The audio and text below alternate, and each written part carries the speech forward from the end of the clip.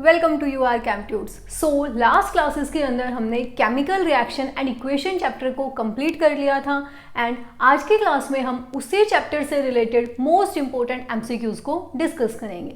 सो आपको क्या करना है, अपने पेन और पेंसिल के साथ रेडी रहना है।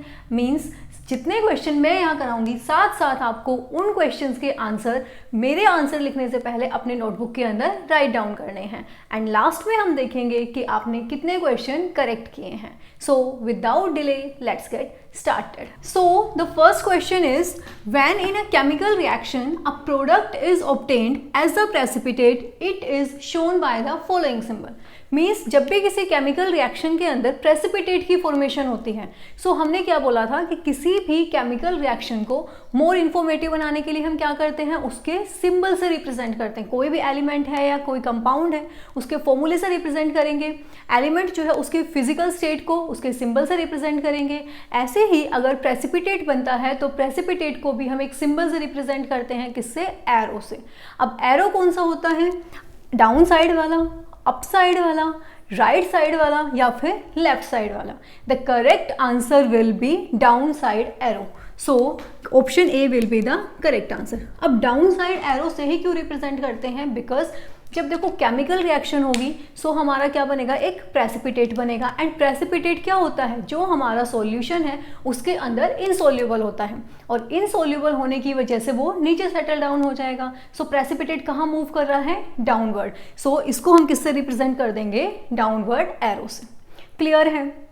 Now the next question is, in a chemical reaction what is avoided, symbol, फॉर्मूले, वर्ड और नंबर ऑफ एटम। मीन्स जब भी हम कोई केमिकल रिएक्शन लिखते हैं तो उसके अंदर हम किस चीज़ को अवॉइड करते हैं। देखो सिंबल तो लिखते ही हैं, जब कोई केमिकल रिएक्शन हमने लिखी तो हम उसको सिंबल से रिप्रेजेंट करेंगे। कोई भी एलिमेंट है या कोई कंपाउंड है उसके सिंबल से रिप्रेजेंट करेंगे। फॉर्मूला भी हम राइट डाउन करते हैं उनका। वर्ड्स से नहीं रिप्रेजेंट करते। नंबर ऑफ एटम भी उसके अंदर होते हैं। जब हम बैलेंसिंग करेंगे तो हम क्या करते हैं, दोनों साइड नंबर ऑफ एटम्स को क्या करते हैं, बैलेंस करते हैं। सो इसमें से इनकरेक्ट आंसर कौन सा है, सी, वर्ड। मीन्स केमिकल रिएक्शन के अंदर हम वर्ड्स नहीं राइट डाउन करते हैं। क्लियर है। Now the next question is, choose double displacement reaction x plus y z gives x z plus y. Means हमें ये चार ऑप्शन गिवन है, इन चारों ऑप्शन में से हमें ये बताना है कि कौन सी chemical reaction double displacement reaction को रिप्रेजेंट करती है। नाउ सी, अगर हम फर्स्ट रिएक्शन के अंदर देखें तो फर्स्ट रिएक्शन में हमें क्या दिख रहा है कि x plus y z gives x z plus y. ये डबल डिस्प्लेसमेंट रिएक्शन तो है नहीं। कौन सी रिएक्शन है, जस्ट डिस्प्लेसमेंट रिएक्शन। क्यों, क्योंकि इसके अंदर क्या किया, हमारा एक x एलिमेंट है और एक z एलिमेंट है या y एलिमेंट है। यहाँ x क्या है, मोर रिएक्टिव है और इसने मोर रिएक्टिव होने की वजह से क्या किया, y z में से y को डिस्प्लेस कर दिया एंड खुद क्या किया, उसकी पोजीशन पे आके बैठ गया। क्लियर है। सो ये किस टाइप की रिएक्शन है, displacement reaction. So option A is the incorrect answer. Option B में अगर देखिए x plus Y gives X Y, so ये किस टाइप की रिएक्शन है, कॉम्बिनेशन रिएक्शन। जब दो एलिमेंट आपस में कंबाइन करेंगे तो उसे हम क्या बोलते हैं, combination reaction. So option B will also be the incorrect answer. Option C के अंदर अगर देखें, x y z gives y x z, इसमें क्या कोई केमिकल रिएक्शन हुई, नहीं हुई। क्यों, क्योंकि जो हमारा स्टार्टिंग मटेरियल था वही हमारा क्या है, फाइनल प्रोडक्ट है। सो ये तो कोई केमिकल रिएक्शन है ही नहीं। नेक्स्ट अगर देखें reaction D, x y plus A B gives x A plus y B. यहाँ हमें क्या दिख रहा है कि आयंस जो है उनका एक्सचेंज हुआ। पहले एक्स वाई कॉम्बिनेशन में थे, अब कौन कॉम्बिनेशन में है, एक्स एंड ए। मीन्स ये दोनों आपस में क्या हुए, कंबाइन हो गए एंड वाई और बी आपस में कंबाइन हो गए। जहाँ भी एक्सचेंज ऑफ आयंस आता है उसे हम क्या बोल देते हैं, कौन सी रिएक्शन है, डबल डिस्प्लेसमेंट रिएक्शन। क्लियर है। So option D will be the correct answer. Now the next question is, which one is an endothermic reaction? इनमें से जो हमें चार ऑप्शन गिवन है इनमें से कौन सी रिएक्शन एंडोथर्मिक रिएक्शन है। अब सबसे पहले हमें ये पता होना चाहिए एंडोथर्मिक रिएक्शन क्या होती है। हमने क्लास में डिस्कस किया था कि endothermic reactions are those reaction in which heat is absorbed. Endothermic reaction कौन सी है? जिनके अंदर जब हम केमिकल रिएक्शन करा रहे हैं तो वो रिएक्शन जो है उसमें रिएक्टेंट हीट को एब्सॉर्ब कर रहा है, उसे हम क्या बोलेंगे? Endothermic reaction. So first option में क्या गिवन है? R plus heat gives product. यहाँ हमें क्या दिख रहा है कि जो रिएक्टेंट है, रिएक्टेंट में हीट क्या हो रही है? ऐड हो रही है। ऐड मीन्स क्या है? हीट एब्सॉर्ब्ड हो रही है, और जब हीट एब्सॉर्ब्ड हुई और फिर हमारा क्या बना? Product P। क्लियर है? सो ऑप्शन ए ही हमारा क्या होगा? करेक्ट आंसर होगा। यहाँ अगर हम देख रहे हैं ऑप्शन बी में क्या है? रिएक्टेंट में से हीट रिलीज हो रही है, सो ये तो हमारी एंडोथर्मिक रिएक्शन नहीं हो सकती। Next, R gives P plus heat means जब केमिकल रिएक्शन हुई सो प्रोडक्ट में हीट जो है वो हमारी क्या हो रही है? इवोल्व हो रही है, मीन्स हीट रिलीज हो रही है। सो ये किस टाइप की रिएक्शन है? Exothermic reaction. And D is R plus light gives product. यहाँ तो हमारा क्या आ गया? लाइट। जबकि एंडोथर्मिक या एक्सोथर्मिक रिएक्शन की बात करते हैं सो उसके अंदर क्या इवोल्व होती है? हीट। हीट इन्वॉल्व होगी मीन्स हीट हमारी एब्जॉर्ब होगी या हीट रिलीज होगी। बट जब भी हीट लाइट की बात आ जाती है केमिकल रिएक्शन के अंदर तो वो हमारी किस टाइप की केमिकल रिएक्शन होती है? Photochemical reaction. So option D is also the incorrect answer. So A option will be the correct answer. Next question is, food items on exposure to atmosphere become rancid due to oxidation, reduction, corrosion और hydrogenation। Means हमने देखा है कि जब हम food को बहुत time के लिए एटमॉस्फेयर के अंदर छोड़ देते हैं तो हमारा जो फूड है वो क्या होगा? रेंसिड हो जाएगा। मीन्स उसका स्मेल या फिर उसका टेस्ट जो है वो चेंज हो जाता है। तो इसके पीछे कौन सा प्रोसेस होता है?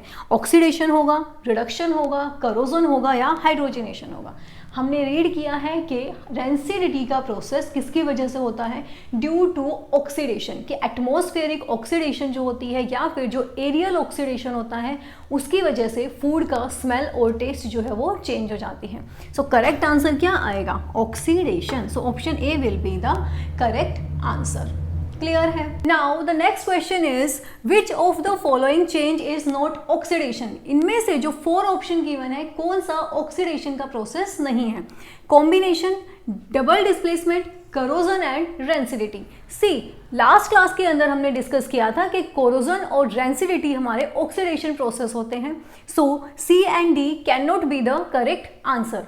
Now let's see combination. Combination reaction में भी क्या हो रहा है? Addition of oxygen. Means combination reaction भी हमारी क्या होती है?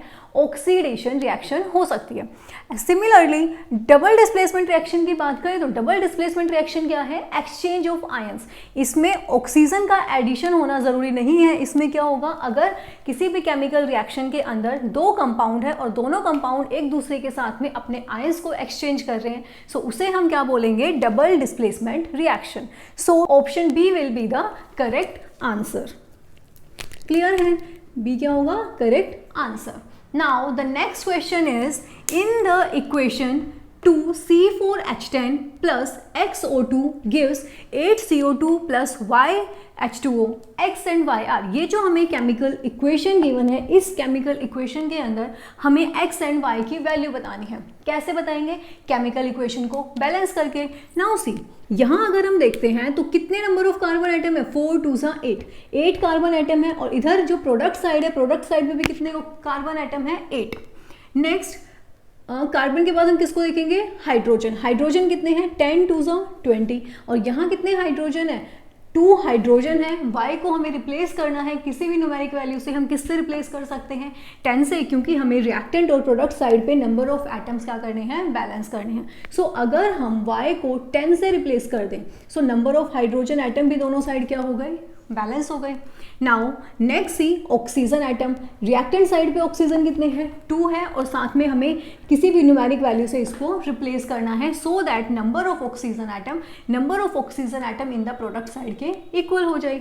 यहाँ ऑक्सीजन एटम कितने हैं? 10। सो यहाँ हम किससे रिप्लेस 10 प्लस में 8 2 16। 10 और 16 कितने हो गए? 26। और यहाँ कितने ऑक्सीजन है? 2। अगर हम इसको 13 से रिप्लेस कर दें सो हमारी केमिकल इक्वेशन क्या हो जाएगी? बैलेंस हो जाएगी। नाउ लेट्स चेक सी कितने हैं? 4 2 8। 8 carbon atom on the reactant side and 8 carbon atom on the product side. So carbon atom हमारे बैलेंस हैं। Next move on to hydrogen. 10 2 20। 20 hydrogen on the reactant side and 20 hydrogen on the product side. Next, oxygen 13 to the 26. 26 oxygen on the reactant side and 8 to the 16 plus 10 26 means chemical equation हमारी balance हो चुकी है. So यहाँ हमारी x and y की value क्या आई? x is 13 and y is 10. So correct option कौन सा होगा? 13 and 10 means B option will be the correct answer. Now the next question is when dilute sulfuric acid is added to a conical flask containing zinc granules which is evolved. अगर हमने किसी conical flask के अंदर zinc granules लिए हुए हैं, उसके अंदर हम dilute sulfuric acid को ऐड कर देते हैं, सो हमारा प्रोडक्ट क्या बनेगा? C option A SO2 gas evolve. क्या SO2 गैस जो उसकी प्रोडक्शन होगी? SO3 गैस, क्या सल्फर ट्राईऑक्साइड गैस की इवोल्यूशन होगी? Option C H2 gas, hydrogen gas evolve होगी, या फिर zinc sulphate plus H2 gas. So इसके लिए हमें क्या करना पड़ेगा? केमिकल इक्वेशन जो है वो राइट डाउन करनी पड़ेगी. सी सल्फ्यूरिक एसिड क्या होता है? H2SO4 और किसके साथ रिएक्ट कर रहा है? जिंक के साथ में. जब जिंक सल्फ्यूरिक एसिड के साथ रिएक्ट करेगा तो किसकी फॉर्मेशन करेगा? Zinc sulphate. क्लियर है? क्या बन जाएगा? एक तो जिंक सल्फेट बनेगा और साथ में जब भी कोई भी मेटल एसिड के साथ रिएक्ट करता है, सो कौन सी गैस इवॉल्व होती है? Always hydrogen gas. सो क्या बन गया? H2 gas. क्लियर है? और ये एरो क्या रिप्रेजेंट कर रहा है? मैंने बताया था कि जब प्रेसिपिटेट की फॉर्मेशन होती है तो प्रेसिपिटेट नीचे सेटल डाउन होता है, इसलिए हम उसको डाउनवर्ड एरो से रिप्रेजेंट करते हैं. एंड जब गैस इवॉल्व होती है, गैस हल्की होती है, वो ऊपर एटमॉस्फेयर में मूव करेगी, सो हम उसको अपवर्ड एरो से शो करेंगे. सो करेक्ट आंसर क्या हो जाएगा? Option D, ZnSO4 plus H2 gas. Clear है? Now the next question is in the reaction CuO plus H2 gives Cu plus H2O. Substance reduced is copper, hydrogen gas, CuO, none of these. ये जो chemical equation हमें given है, इस chemical equation के अंदर कौन सा सब्सटेंस हमारा रिड्यूस हो रहा है वो हम कैसे बताएंगे? यहाँ देखो CuO plus H2. अगर हम इस रिएक्शन में बात करें तो जब हम कॉपर ऑक्साइड से कॉपर की तरफ मूव किया, सो क्या हुआ? ऑक्सीजन का एडिशन हुआ या रिमूवल हुआ? दिख रहा है यहाँ पे कि रिएक्टेंट साइड में कॉपर के साथ में ऑक्सीजन ऐड था, बट प्रोडक्ट साइड में कॉपर के साथ ऑक्सीजन जो था वो क्या हुआ? रिमूव हो गया. Means removal of oxygen. और जब रिमूवल ऑफ ऑक्सीजन होता है उसे हम क्या बोलते हैं? रिडक्शन. क्लियर है? उसका क्या होगा? रिडक्शन. अब जिसका रिडक्शन होता है वो हमारा क्या होता है? Oxidizing agent. ये हमारा क्या है? ऑक्सीडाइजिंग एजेंट है. इट मीन्स दूसरा हमारा क्या होगा? Reducing agent. क्लियर है? क्वेश्चन में हमसे क्या पूछा है? कौन सा सब्सटेंस जो है वो रिड्यूस हो रहा है. नाउ सी यहाँ किस सब्सटेंस का रिडक्शन हुआ? कॉपर ऑक्साइड का. It means copper oxide is reduced. Clear है? सो क्या आंसर होगा हमारा? Option C will be the correct answer. Now the next question is Which of the following process does not produce decomposition reaction? ये हमें 4 process दे रखे हैं. इन चारों प्रोसेस में से कौन सा प्रोसेस जो है वो डिकम्पोजिशन रिएक्शन नहीं देता?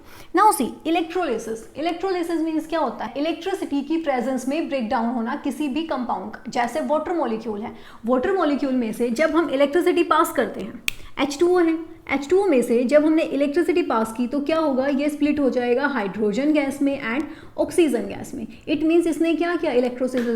इलेक्ट्रोलिसिस ने क्या किया कि जो वाटर मॉलिक्यूल था उसका डिकम्पोजिशन कर दिया. सो ये हमारी क्या है? डिकम्पोजिशन रिएक्शन है. ऐसे ही अगर हम लास्ट थर्मल की बात करें तो थर्मल डिकम्पोजिशन होता है, मीन्स हीट की प्रेजेंस में कंपाउंड का डिकम्पोज होना. सो वो भी क्या है? डिकम्पोजिशन रिएक्शन है. Exposure of light. अगर कोई सब्सटेंस है उस पर मैंने क्या किया? लाइट जो है उसको डाल दिया, तो भी जो सब्सटेंस है वो क्या करेगा? स्प्लिट हो जाएगा. मीन्स लाइट की प्रेजेंस में भी डिकम्पोजिशन होता है. और डिस्टिलेशन की बात करें सो डिस्टिलेशन हमारा डिकम्पोजिशन प्रोसेस को शो नहीं करता. So correct answer will be B, that is distillation.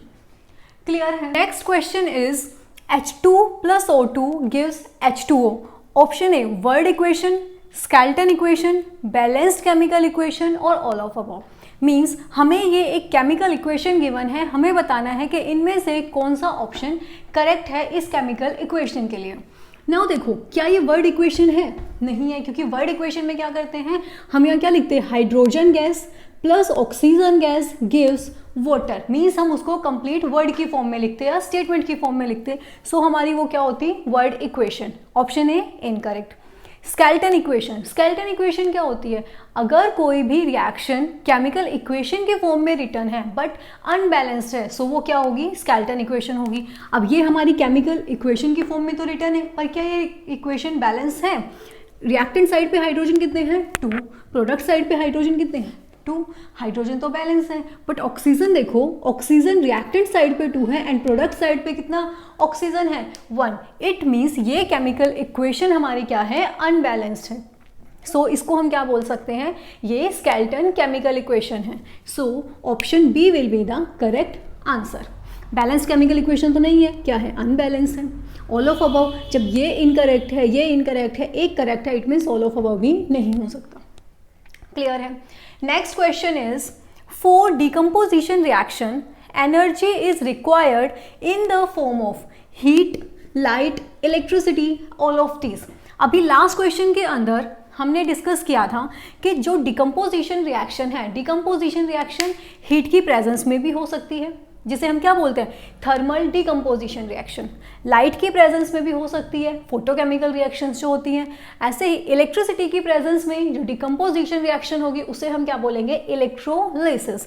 But all of these, क्या ऑल ऑफ दीज आंसर है इसका, यस. जितने भी हमें ऑप्शन दे रखे हैं सारे के सारे डिकम्पोजिशन रिएक्शन को करवा सकते हैं. सो इसका करेक्ट आंसर क्या होगा, option D, that is all of these.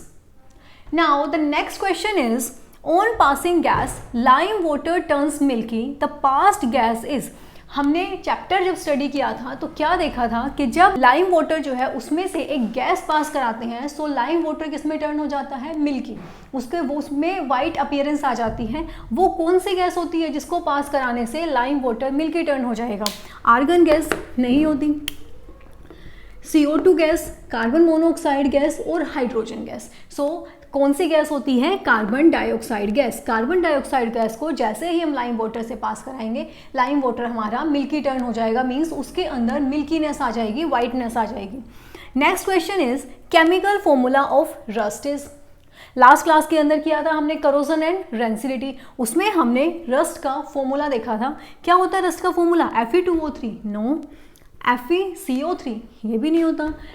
Fe2O3.X molecules of water, ये हमारा क्या है, करेक्ट है, जिसे हम क्या बोलते हैं, हाइड्रेटेड आयरन ऑक्साइड. ये क्या है, हाइड्रेटेड आयरन ऑक्साइड है. And D is Fe2CO3. Carbonate तो बनता ही नहीं है, उसके अंदर क्या होती है, जो करोजन है वो हमारा ऑक्सीडेशन प्रोसेस है, मीन्स आयरन के अंदर ऑक्सीजन का एडिशन होगा, उसे ही हम क्या बोल देंगे, रस्टिंग. सो करेक्ट आंसर क्या होगा, option C.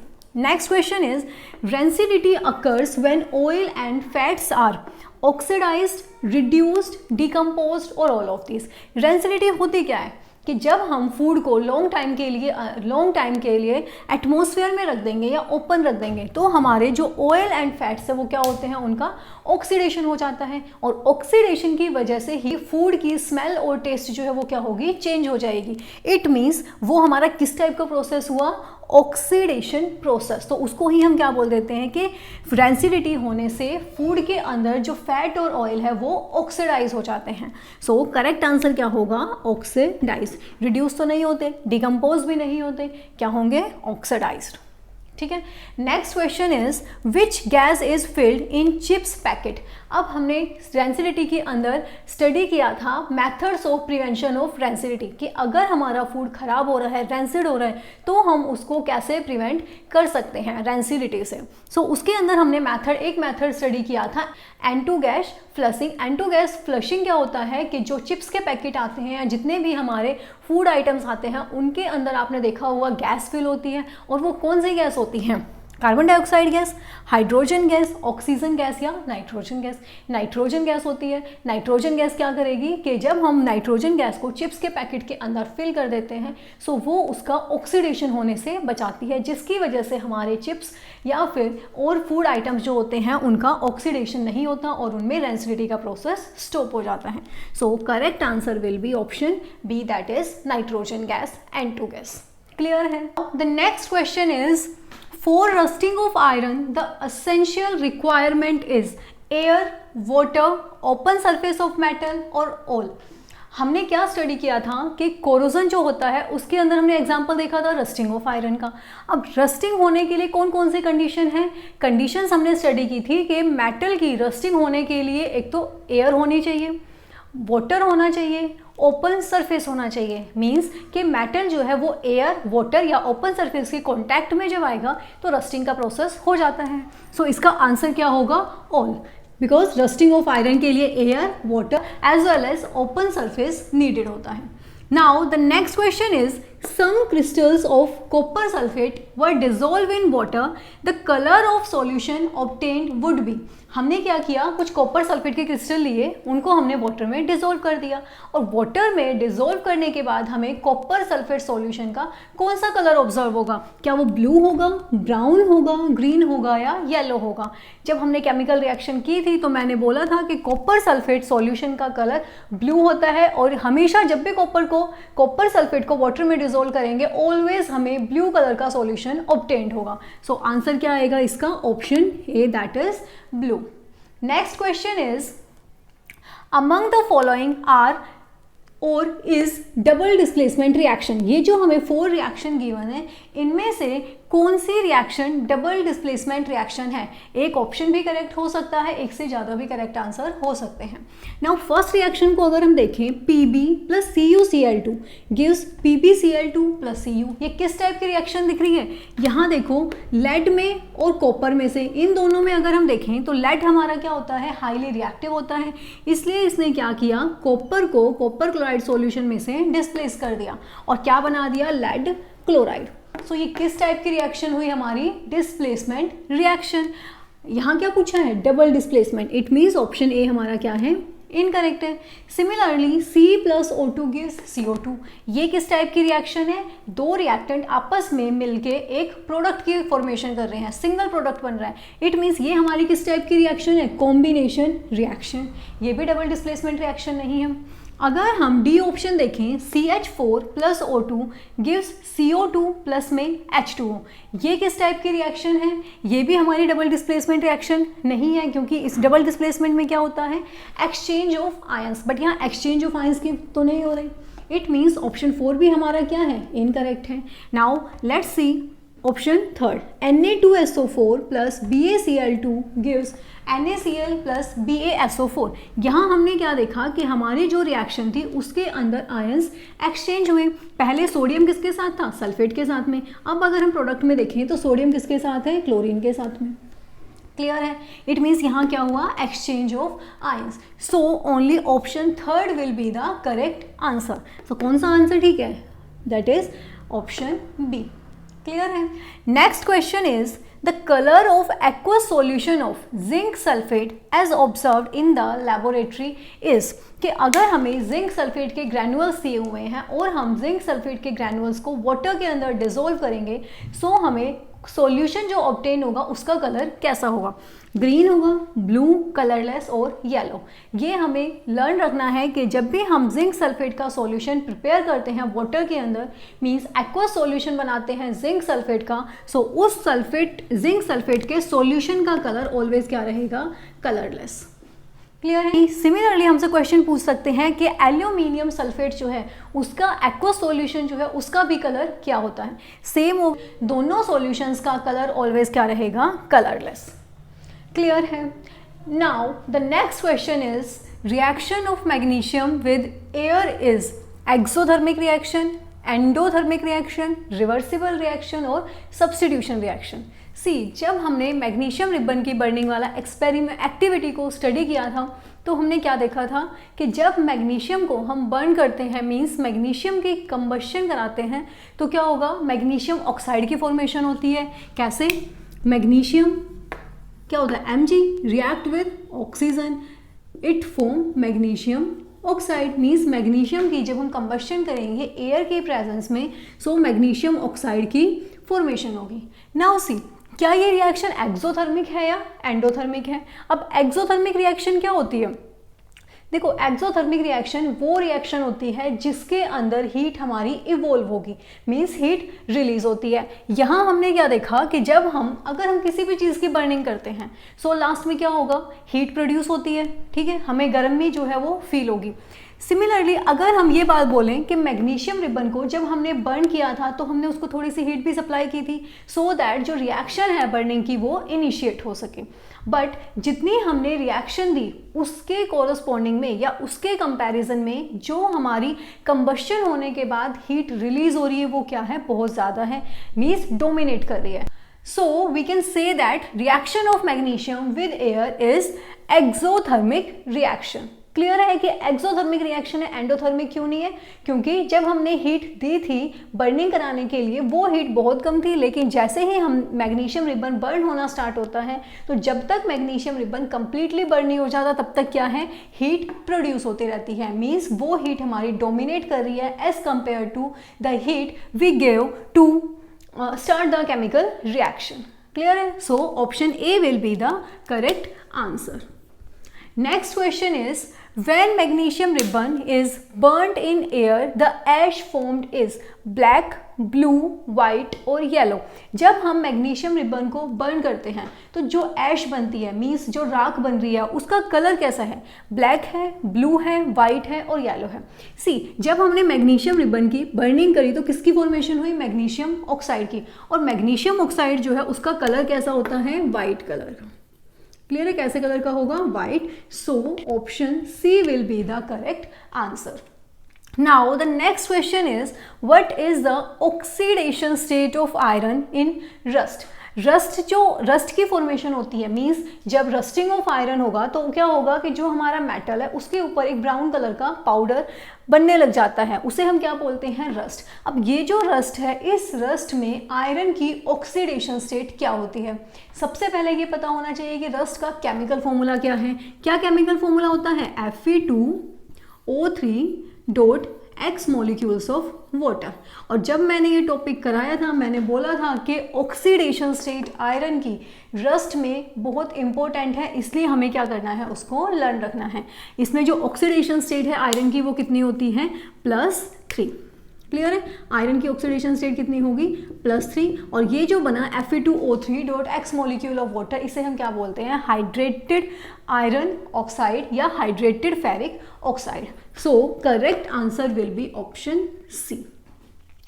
Next question is, what is the change in colour of following reaction. हमें एक रिएक्शन गिवन है, हमें बताना है कि जब हम रिएक्टेंट से प्रोडक्ट पे मूव किया तो जो कलर में चेंज आया सॉल्यूशन के में वो क्या कलर था, Fe + CuSO4 gives FeSO4 + Cu। यहाँ Fe क्या है, आयरन, Cu क्या है, CuSO4 क्या है, कॉपर सल्फेट। हमें पता है कि कॉपर सल्फेट का कलर ऑलवेज क्या होता है, ब्लू कलर का होता है, ठीक है। नाउ जैसे ही दोनों की रिएक्शन हुई, किसकी फॉर्मेशन हुई, FeSO4 + Cu। किस टाइप की केमिकल रिएक्शन है, displacement chemical reaction, because iron is more reactive than copper. So iron ने क्या किया, कॉपर को उसके कॉपर सल्फेट सॉल्यूशन में से डिस्प्लेस कर दिया एंड खुद क्या बना दिया, आयरन सल्फेट सॉल्यूशन। अब इसमें कलर में चेंज क्या आया, red to yellow, green to blue, blue to green, yellow to white. अब देखो सिर्फ एक ही ऑप्शन है जिसके अंदर ब्लू से ग्रीन हो रहा है, यहाँ कॉपर सल्फेट, इसका कलर कैसा है, ब्लू, ठीक है। कॉपर सल्फेट का कलर क्या है, ब्लू। और जब फेरस सल्फेट बनता है FeSO4 तो इसका कलर कैसा होता है, ग्रीन कलर का। सो कलर में चेंज कैसे आया, blue to green. So option C will be the correct answer, ठीक है। Next question is, if magnesium is gently heated it form. जब हम मैग्नीशियम को या मैग्नीशियम रिबन को जेंटली मीन्स क्या कर रहे हैं, उसको हीट कर रहे हैं, उसकी कंबशन कराते हैं, तो किसकी फॉर्मेशन होती है, magnesium oxide, magnesium sulphide, magnesium nitrate और मैग्नीशियम कार्बोनेट। सेम क्या है, क्या बना था हमारा, magnesium oxide. So option A will be the correct answer. Now the next question is, colour of solid magnesium is dark grey, silver grey, black और whitish grey. सी, magnesium ribbon जो होता है या फिर सॉलिड मैग्नीशियम जो है उसका colour कैसा होगा, ऑलवेज सिल्वर ग्रे कलर का। क्लियर है, so option B will be the correct answer. Next question is, consider Pb2 positive aqueous + 2OH negative aqueous gives PbOH whole twice solid. Precipitate of lead second hydroxide will be green color, white color, blue color और brown color. सी जब lead hydroxide की formation हुई तो हमने क्या देखा, इसके साथ में क्या लिखा हुआ है ब्रैकेट में स्मॉल एस. ये स्मॉल एस एक्वल्स ये क्या रिप्रेजेंट कर रहे हैं, जो हमारे कंपाउंड हैं या फिर जो हमारे एलिमेंट हैं उनकी फिजिकल स्टेट को. सो लेड हाइड्रोक्साइड के साथ में क्या लिखा है सॉलिड. इट मीन्स कि लेड हाइड्रोक्साइड जो बना है वो हमारा कौन सी स्टेट में है, सॉलिड में है. सो ये क्या रिप्रेजेंट कर रहा है कि लेड हाइड्रोक्साइड का प्रेसिपिटेट बना है. और जो प्रेसिपिटेट बनेगा वो कहाँ सेटल डाउन हो जाएगा, नीचे सेटल डाउन होगा. अब क्वेश्चन में पूछा है कि लेड हाइड्रोक्साइड का जो प्रेसिपिटेट है उसका कलर कैसा होगा. सो लेड हाइड्रोक्साइड जो होता है उसका कलर होता है वाइट कलर का. So option B will be the correct answer. Clear है. सिमिलरली नेक्स्ट क्वेश्चन बिल्कुल सेम है, बस डिफरेंस किसका है कि इसमें हमने लेड की पोजीशन पे किसको रिप्लेस कर दिया है, कॉपर को. Consider Cu2 plus aqueous plus 2OH negative aqueous gives CuOH whole twice solid. Precipitate of copper second hydroxide will be green color, blue color, brown color और white color. Now see, हमने देखा था कि जब भी copper present होता है किसी भी सॉल्यूशन के अंदर तो उसका कलर ऑलवेज कैसा होगा, ब्लू कलर का. सो यहाँ क्या फॉर्मेशन हो रही है, कॉपर हाइड्रोक्साइड की. सो यहाँ भी जो कलर है सॉल्यूशन का वो कैसा होगा, blue colour. So option B will be the correct answer. Next question is when crystals of PbNO3 whole twice are heated in a dry test tube.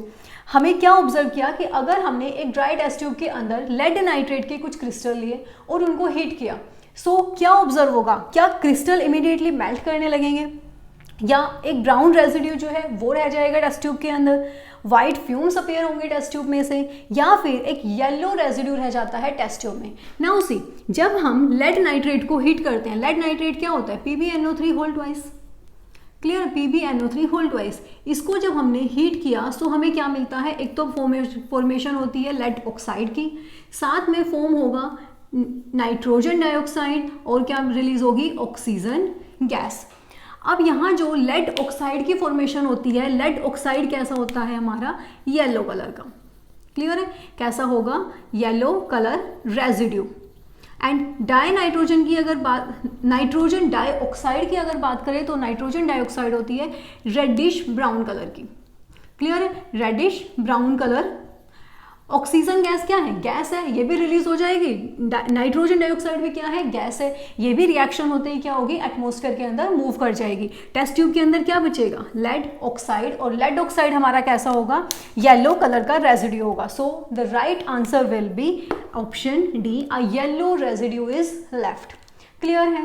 Now the next question is which metal can displace copper from copper sulphate solution, silver, iron, mercury and gold. See displace की बात कर रहा है, it means यहाँ displacement reaction की बात कर रहे हैं. अब कोई भी मेटल दूसरे मेटल को कब डिस्प्लेस करेगा, जब हमारा एक मेटल हाईली रिएक्टिव होगा, जो मेटल सॉल्यूशन के है, सॉल्यूशन के अंदर है उसके कंपैरिजन में. सो अगर हम यहाँ बात करें तो कॉपर मेटल से ज़्यादा रिएक्टिव कौन है, आयरन, और सिल्वर, मरकरी एंड गोल्ड, ये सब मेटल हमारे कॉपर से क्या होते हैं, लेस रिएक्टिव होते हैं. इसलिए जैसे ही हम आयरन को कॉपर सल्फेट सॉल्यूशन के अंदर डालेंगे क्या होगा, कॉपर सल्फेट सॉल्यूशन का कलर ब्लू से ग्रीन कलर का हो जाएगा. इट मीन्स आयरन ने कॉपर सल्फेट में से कॉपर को डिस्प्लेस कर दिया. So correct answer will be option B. Clear है. Next question is why do flies glow at night? Which of the following statement is correct? Due to oxidation of protein. Which protein? Luciferin. Due to reduction of protein. Luciferin. It's a redox reaction और none of the above. Means आपने देखा होगा रात के time बहुत सारी flies ऐसी होती हैं जो ग्लो करती हैं, जैसे हम बोलते हैं जुगनू चमकते हैं. तो इसका मेन रीजन क्या है कि जितनी भी फ्लाइज है वो ग्लो क्यों करती है, क्योंकि देखो जो फ्लाइज होती हैं उनके अंदर एक प्रोटीन होता है ल्यूसीफेरिन नाम का.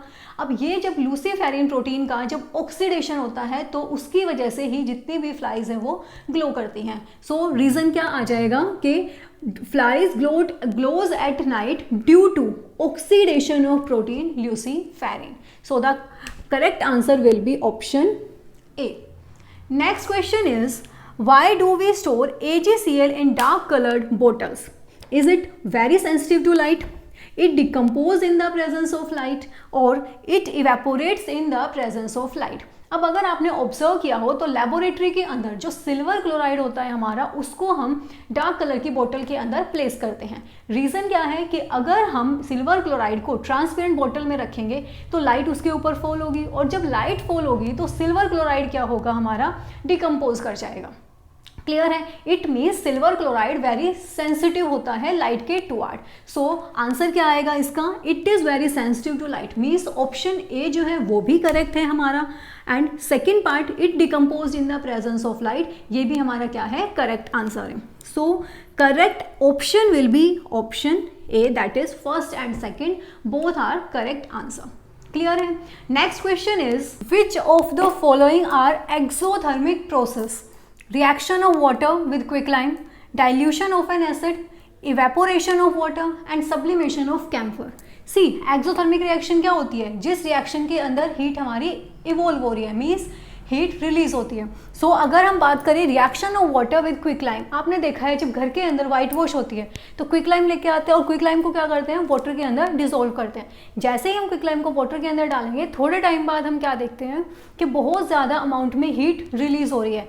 मीन्स वाटर जब क्विकलाइम के साथ ऐड करेगा तो बॉईल करने लग जाता है without giving heat. It means वो हमारी किस टाइप की रिएक्शन है, exothermic reaction. Next is dilution of N acid. Dilution of acid means acid जो है वो हमारे क्या होते हैं, बहुत ज़्यादा स्ट्रॉन्ग होते हैं। सो एसिड का जब हम डाइल्यूशन करते हैं, मीन्स एसिड को जब हम डाइल्यूट कर रहे हैं बाय एडिंग वाटर, सो तब भी क्या होगा कि जिस बीकर के अंदर हम डाइल्यूशन का प्रोसेस कर रहे हैं वो बीकर क्या होगा, बहुत ज़्यादा गर्म हो जाएगा। It means dilution of acid करते टाइम हीट रिलीज हुई है जिसकी वजह से हमारा बीकर गर्म हो गया है। That means dilution of acid is also a exothermic reaction. Next is evaporation of water. Evaporation of water की बात करें तो इवेपोरेशन ऑफ वाटर क्या हमारा एक्सोथर्मिक प्रोसेस है? नहीं, इवेपोरेशन ऑफ वाटर हमारा क्या होता है, एक नॉर्मल प्रोसेस होता है। Next is sublimation of camphor. Sublimation of camphor की बात करें तो कैम्फर का सब्लिमेशन मीन्स जैसे कपूर लेके आते हैं, उसको अगर हम ओपन छोड़ दें इन्वायरमेंट में तो क्या होगा, थोड़े टाइम बाद कपूर जो है वो क्या हो जाएगा, सब्लाइम हो जाएगा, मीन्स सॉलिड से डायरेक्टली गैस के अंदर कन्वर्ट हो जाएगा।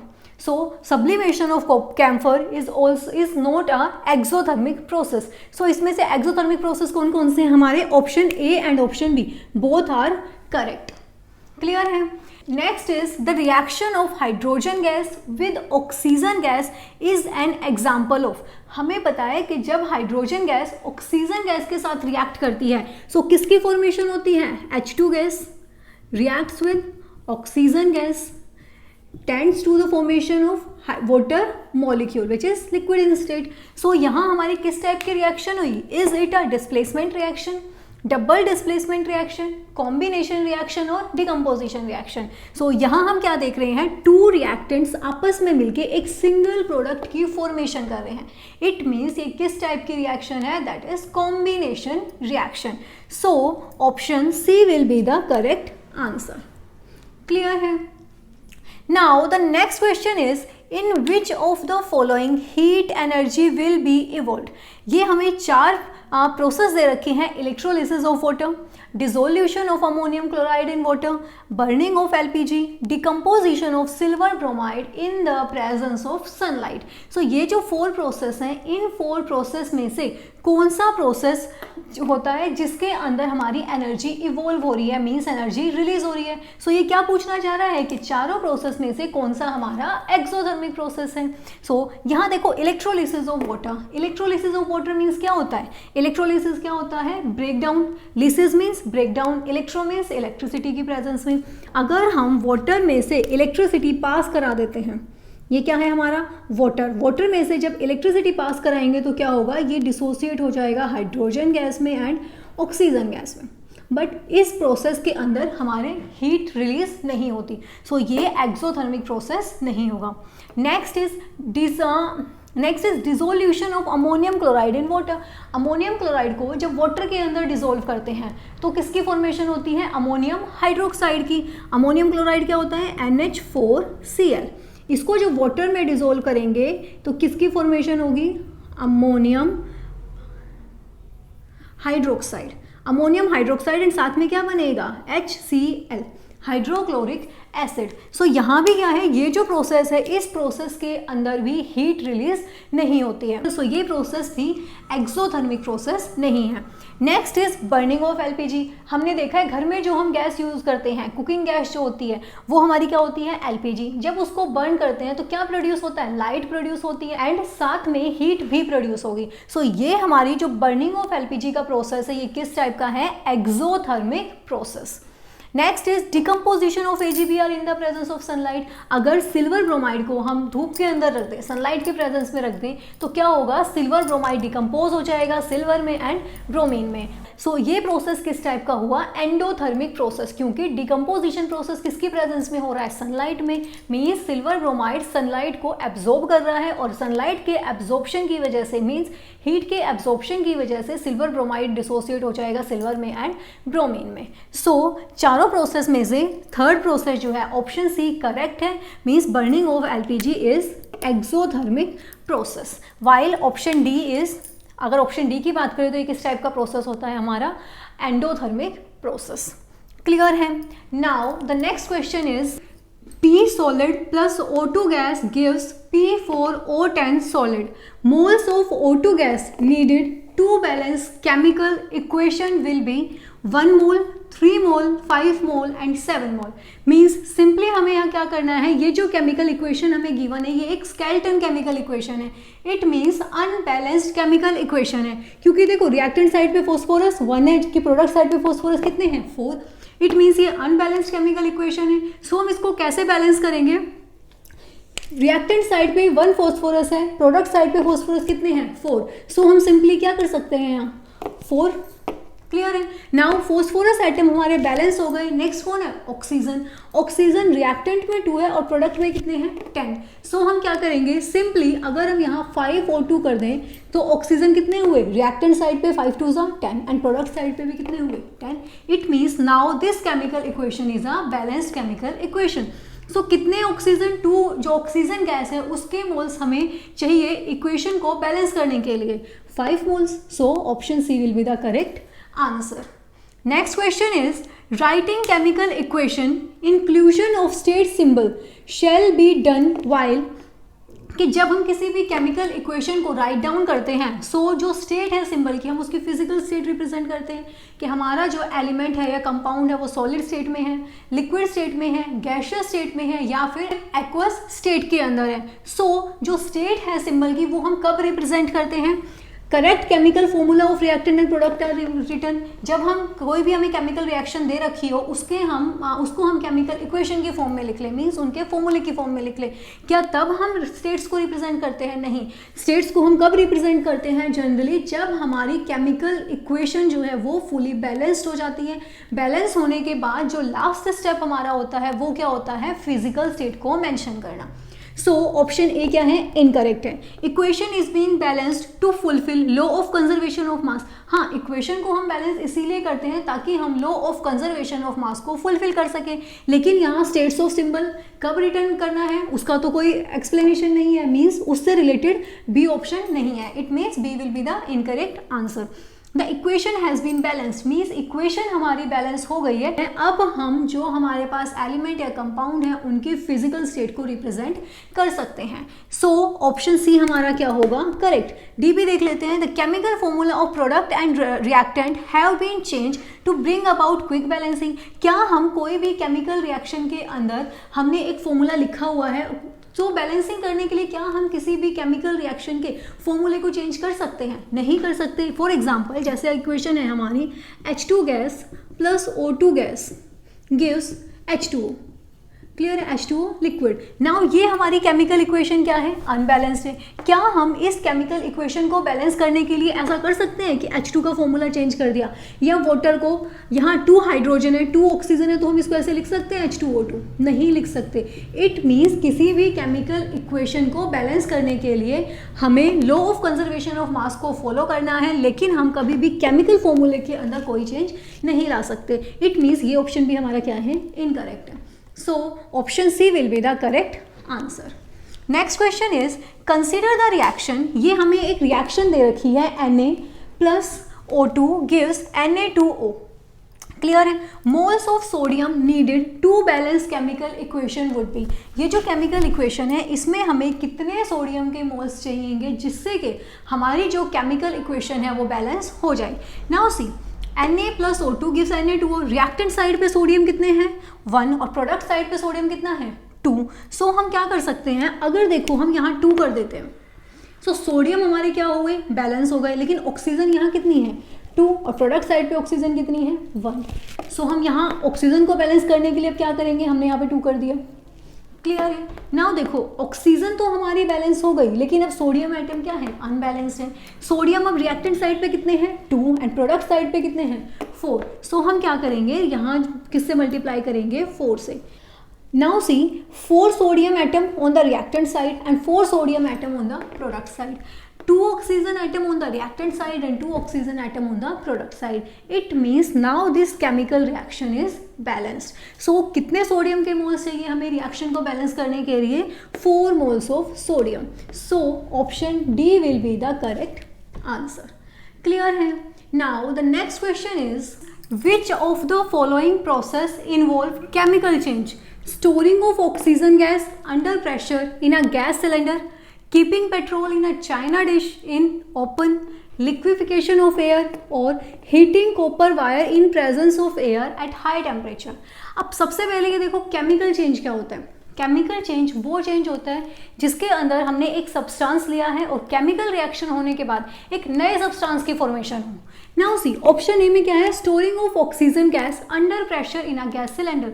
हमने एक गैस सिलेंडर के अंदर ऑक्सीजन को हाई प्रेशर से क्या किया हुआ है, फिल किया हुआ है। तो क्या वो केमिकल रिएक्शन है, हम प्रेशर रिमूव करेंगे तब भी क्या निकलेगी उसमें से, गैस रिलीज होगी। सो ये हमारा केमिकल चेंज नहीं होता। Next is keeping petrol in a China dish in open. Petrol को अगर हम ओपनली रख दें एक चाइना डिश के अंदर तो क्या होगा कि वो जो पेट्रोल है वो वेपर्स की फॉर्म में वेपराइज हो जाएगा, बट कोई केमिकल चेंज नहीं हुआ। Next is liquefaction of air. Air का लिक्विफिकेशन मतलब एयर हमारी कौन सी फॉर्म में होती है, गैसेस की फॉर्म में। अगर हम गैसेस पे बहुत ज़्यादा प्रेशर अप्लाई करते रहेंगे तो एक स्टेज आएगी जब हमारी गैस किस में कन्वर्ट हो जाएगी, लिक्विड के अंदर। उसे ही हम क्या बोलते हैं, लिक्विफिकेशन ऑफ एयर। लेकिन ये देखो जो एयर थी उसके अंदर भी सेम मॉलिक्यूल्स प्रेजेंट थे और जब हमने उसको लिक्विड में कन्वर्ट कर दिया तब भी उसके अंदर क्या है, सेम मॉलिक्यूल्स प्रेजेंट है। इट मीन्स रिएक्टेंट और प्रोडक्ट मीन्स कोई भी फॉर्मेशन ही नहीं हुई, कोई केमिकल चेंज नहीं हुआ, कोई नए सब्सटेंस की फॉर्मेशन नहीं हुई। इट मीन्स वो हमारा किस टाइप का चेंज है, फिजिकल चेंज है। Next is heating copper wire in presence of air at high temperature. अगर हम कॉपर वायर को हीट करते हैं ऑक्सीजन की प्रेजेंस में या एयर की प्रेजेंस में तो किसकी फॉर्मेशन होती है, कॉपर ऑक्साइड की। कैसे, कॉपर का फॉर्म, कॉपर क्या होता है Cu, किसके साथ रिएक्ट कर रहे हैं, ऑक्सीजन के साथ में। It form CuO means copper oxide. Clear है। और कॉपर ऑक्साइड हमारा क्या है, एक नया सब्सटेंस बना। रिएक्टेंट में क्या था, एक कॉपर था और ऑक्सीजन थी, दोनों ने मिलके एक नए सब्सटेंस की फॉर्मेशन कर दी। It means heating copper wire in presence of air at high temperature is a chemical change. So option C will be the, option D will be the correct answer.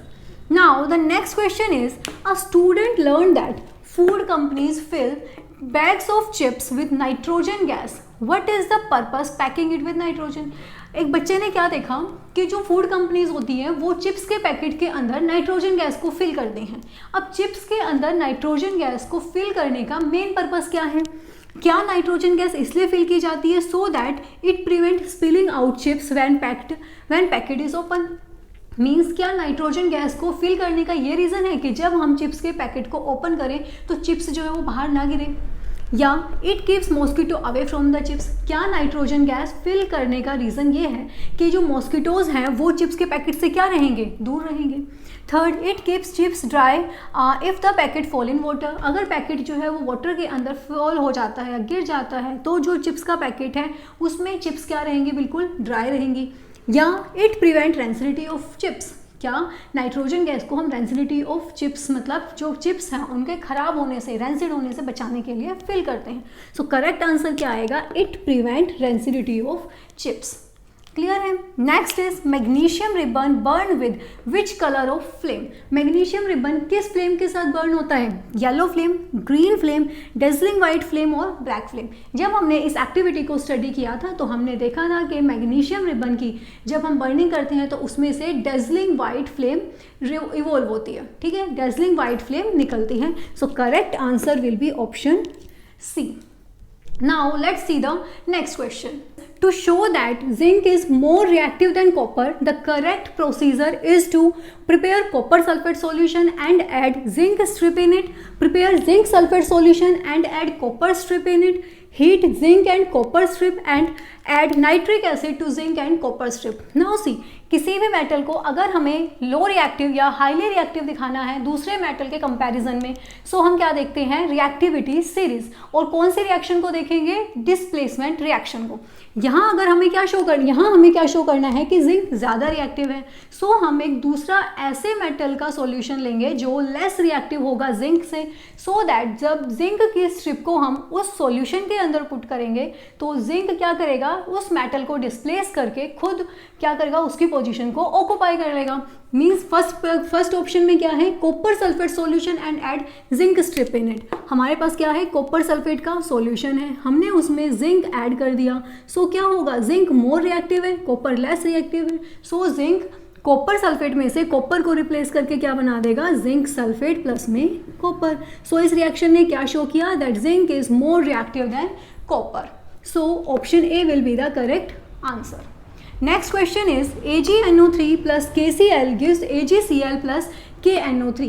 ये जो reaction दे रखी है इससे हमें क्या पता लग रहा है? मीन्स ये रिएक्शन किस टाइप की केमिकल रिएक्शन है? Is it a combination reaction, displacement reaction, double displacement reaction और डिकम्पोजिशन रिएक्शन? नाउ सी, यहाँ हमें क्या दिख रहा है कि रिएक्टेंट में AgNO3 था, एक दूसरा कंपाउंड था KCl, जब प्रोडक्ट बना तो उसमें क्या बन गया? AgCl। मीन्स आयंस क्या हुए? एक दूसरे के एक्सचेंज हो गए, और जब भी एक्सचेंज ऑफ आयन होता है तो उसे हम क्या बोलते हैं? वो हमारी किस टाइप की केमिकल रिएक्शन है? Double displacement reaction. So option C will be the correct answer. Now next question is which of the following statement about the reaction are incorrect? ये हमें केमिकल रिएक्शन दे रखी है, हमें इस केमिकल रिएक्शन में ये बताना है कि कौन सा सब्सटेंस ऑक्सीडाइज्ड हुआ और कौन सा सब्सटेंस रिड्यूस हुआ। So first of all let's see, PbO से किसकी फॉर्मेशन हुई? Pb की। It means removal of oxygen. Removal of oxygen को हम क्या बोलते हैं? रिडक्शन। सो इसका क्या हुआ? रिडक्शन। ऐसे ही कार्बन से जब CO2 की तरफ मूव किया तो कार्बन में क्या हो रहा है? ऑक्सीजन का एडिशन हो रहा है, इसे हम क्या बोलेंगे? ये हमारा क्या हुआ? ऑक्सीडेशन। अब जिस सब्सटेंस का रिडक्शन होता है वो हमारा सब्सटेंस क्या हुआ? Substance reduced. And carbon is substance oxidised. और ऑप्शंस में हमें क्या दे रखा है? Pb is reduced. Pb कहाँ है? प्रोडक्ट साइड में। और मैंने क्या बताया था कि जब भी हम सब्सटेंस ऑक्सीडाइज्ड या रिड्यूस्ड की बात करते हैं तो उनको हम हमेशा रिएक्टेंट साइड में से लेंगे, प्रोडक्ट साइड में से नहीं लेंगे। इट मीन्स ये हमारा इनकरेक्ट है। सिमिलरली यहाँ क्या है? CO2 is oxidise. CO2 भी कहाँ है? प्रोडक्ट साइड पे है। प्रोडक्ट साइड पे तो ऑक्सीडाइज नहीं हो सकता, ऑक्सीडाइज सब्सटेंस कहाँ होगा? रिएक्टेंट साइड पे। PbO इज रिड्यूस्ड, ये ऑप्शन हमारा क्या है? करेक्ट है। And carbon is oxidised, carbon हमारा ऑक्सीडाइज्ड है, ये भी क्या है? करेक्ट है। So option first and second are incorrect. Question में हमसे क्या पूछा है? इनकरेक्ट। मोस्टली बच्चे क्या करते हैं? करेक्ट समझ के और करेक्ट वाला जो है वो कराएंगे, लेकिन हमें क्या देखना है? क्वेश्चन में पूछा है incorrect. First and second are incorrect option, so option A will be the correct answer. Clear है? Now the next question is rancidity can be prevented by adding antioxidant, keeping food in refrigerator, storing food away from sunlight or all of these. Now see, जब हमने rancidity का topic study किया था तो हमने देखा था कि rancidity को प्रिवेंट करने के लिए कौन कौन से मेथड्स होते हैं। उसमें फर्स्ट मेथड ही हमारा क्या था? Adding antioxidant. कि rancidity हो किस वजह से रही है? ऑक्सीडेशन की वजह से। सो अगर हम एंटीऑक्सीडेंट डाल देंगे, मींस जो ऑक्सीडेशन का प्रोसेस है फूड का, उसको ही अगर हम स्टॉप कराने के लिए कोई सब्सटेंस ऐड कर देते हैं तो रेंसिडिटी का प्रोसेस क्या होगा? स्टॉप हो जाएगा। इट मीन्स के रेंसिडिटी को हम एंटीऑक्सीडेंट से स्टॉप कर सकते हैं। Next is keeping food in refrigerator. This is also one of the way to stop rancidity. So by keeping food in refrigerator, rancidity of food can be prevented. Next is storing food away from sunlight. अगर हम खाने को धूप से दूर रखेंगे तो oxidation का प्रोसेस जो है वो क्या होगा, स्टॉप हो जाएगा या बहुत ज़्यादा स्लो हो जाएगा. सो इससे भी हम रेंसिडिटी को प्रिवेंट कर सकते हैं. Next is all of these, means ये तीनों मेथड हमारे रेंसिडिटी को प्रिवेंट करने के लिए यूज किए जाते हैं. So correct answer will be option D, all of these. Clear है. Next question is which metal can displace copper from copper sulphate solution.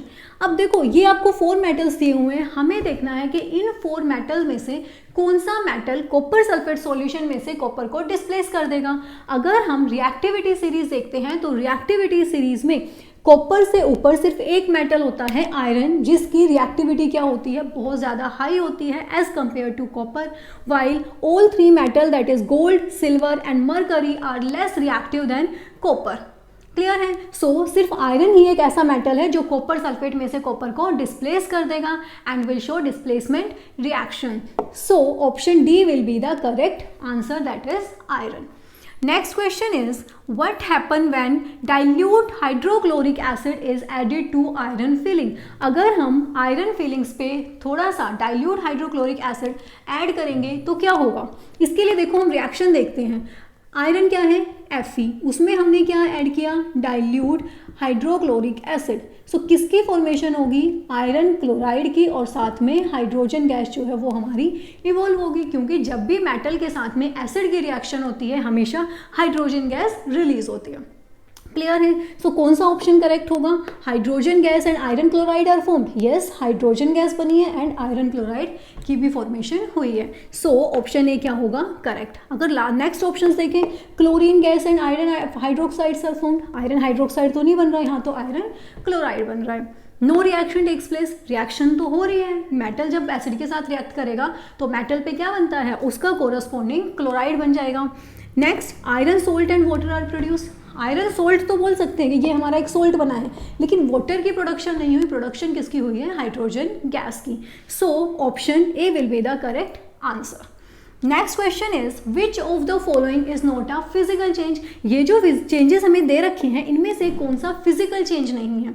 Means physical change क्या होता है, जब मैटर एक स्टेट से दूसरी स्टेट में जाता है. क्लियर है. जैसे boiling of water to give water vapour. जब हमने वाटर को बॉईल किया तो वाटर किस में कन्वर्ट हो गया, वाटर वेपर के अंदर. बट हमारा मैटर क्या रहा, सेम रहा. मैटर हमारा पहले भी वाटर था, अब भी मैटर क्या है, वाटर है, जिसके अंदर H2O मॉलिक्यूल्स प्रेजेंट हैं. Next is combustion of LPG. अगर हम एलपीजी की कंबशन करते हैं सो हमें क्या मिलती है, हीट मिल रही है, लाइट मिल रही है, उसका कोरस्पॉन्डिंग कोई ना कोई कंपाउंड मिलेगा. It means combustion of LPG हमारा क्या है, केमिकल चेंज है. Next, melting of ice to give water. Melting of ice, ice को जब मेल्ट कर रहे हैं तो क्या बन रहा है, वाटर. बट आइस के अंदर भी H2O मॉलिक्यूल प्रेजेंट है एंड वाटर के अंदर भी H2O मॉलिक्यूल प्रेजेंट है. इट मीन्स ये भी हमारा क्या है, physical change. Dissolution of salt in water. अगर वाटर के अंदर सोल्ट को डिसोल्व कर रहे हैं तो भी क्या किसी नए कंपाउंड की फॉर्मेशन हुई, नहीं हुई. अब भी पहले भी हमारा सोल्ट और वाटर था और डिसोल्व करने के बाद भी जो वाटर है उसके अंदर क्या है, वाटर है एंड सोल्ट है. सो इनमें से कौन सा फिजिकल चेंज नहीं है, combustion of LPG. So option B will be the correct answer. Now the next question is which of the following statement about the given reaction are correct. FeS, iron in solid state plus water molecule gives Fe3O4 plus H2. Iron metal is oxidized, H2O is getting reduced, water is acting as reducing agent, water is acting as oxidizing agent. See, ये जो chemical reaction है इसके अंदर सबसे पहले हम ये देखते हैं कि कौन सा सब्सटेंस जो है उसका ऑक्सीडेशन हो रहा है और किस सब्सटेंस का रिडक्शन हो रहा है. आयरन से जब हमने देखा रिएक्टेंट से हम प्रोडक्ट में गए तो आयरन मॉलिक्यूल किस में कन्वर्ट हुआ, Fe3O4 में. मींस इसमें ऑक्सीजन का एडिशन हुआ और जब ऑक्सीजन का एडिशन होता है तो उसे हम क्या बोलते हैं, ऑक्सीडेशन. सो ये क्या है, ऑक्सीडेशन का प्रोसेस. ठीक है. नेक्स्ट अगर हम देखें तो वाटर मॉलिक्यूल से जब हम प्रोडक्ट में गए तो H2 में क्या हुआ, removal of oxygen. It means ये हमारी किस टाइप की रिएक्शन है, रिडक्शन. नाउ क्वेश्चन के अंदर हमसे पूछा है कि क्या आयरन मेटल ऑक्सीडाइज हो रहा है। अब जिसका ऑक्सीडेशन होता है वो सब्सटेंस हमारा क्या होगा, ऑक्सीडाइज। इट मीन्स ये हमारी स्टेटमेंट करेक्ट है। Water is acting as reducing agent, water हमारा रिड्यूसिंग एजेंट की तरह एक्ट कर रहा है। जिसका रिडक्शन होता है वो ऑक्सीडाइजिंग एजेंट की तरह एक्ट करता है, और जिसका ऑक्सीडेशन होगा वो रिड्यूसिंग एजेंट की तरह एक्ट करेगा। इट मीन्स ये हमारा क्या है, इनकरेक्ट है। Next is water is getting reduced, क्या वाटर का रिडक्शन हुआ? यस, वाटर का रिडक्शन हुआ। जब हम वाटर से हाइड्रोजन पे गए तो यहाँ क्या हुआ, removal of oxygen means reduction है। सो ऑप्शन सेकंड भी हमारा क्या है, करेक्ट है। फोर्थ ऑप्शन में देखें तो water is acting as oxidising agent, water हमारा ऑक्सीडाइजिंग एजेंट की तरह एक्ट कर रहा है। यहाँ वाटर का क्या हुआ, रिडक्शन, और जिसका रिडक्शन होगा वो किसकी तरह एक्ट करेगा, as a oxidising agent. So option fourth भी क्या है, करेक्ट है। सो ए बी सी ऑप्शन में से हमारा कौन सा करेक्ट है, मीन्स फर्स्ट, सेकेंड और फोर्थ ऑप्शन हमारे करेक्ट है। ये किस ऑप्शन के अंदर है, first, second and fourth, option C.